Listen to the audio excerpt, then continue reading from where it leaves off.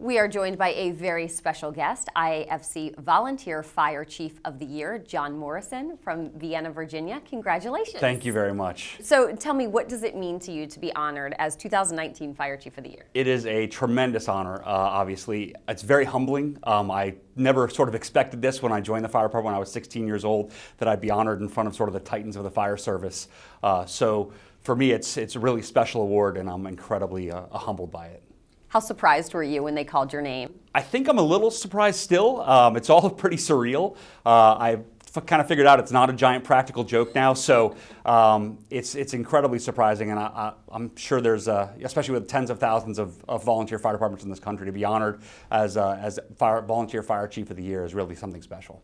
As you look over your service, what are the accomplishments that you are most proud of? I think a lot of it is doing the international response that I've done with Fairfax County's Urban Search and Rescue Program.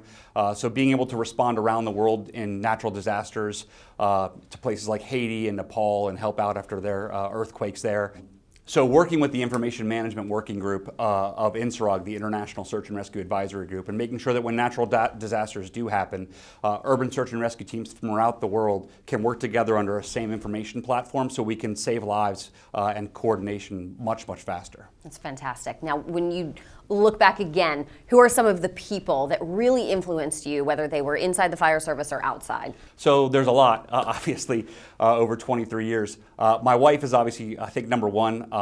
To be able to tell her that, hey, I'm leaving, on an hour's notice to go to a natural disaster somewhere in the world, and have that support where she's able to take care of the home front while I'm gone. She also is a volunteer at another fire department, so I say that she outranks me in life, but I outrank her in the fire department. So having her support back home is really, it's the reason I'm able to do what I do. That's amazing. In your experience, what does it really take to be an effective leader?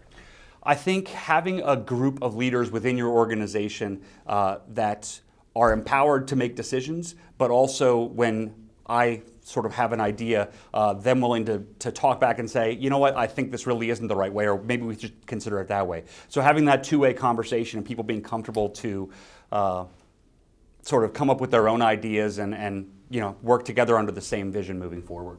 And what advice do you have for these emerging leaders that are coming through fire service? So I think the big thing now is we have to train the people behind us. So you have to train your replacements. So mentoring those that are coming up, ensuring that they understand a shared vision of the organization, especially with volunteers and volunteerism on the decline, having that shared vision as an organization so that people can come forward and know what our goals are and work towards the same thing.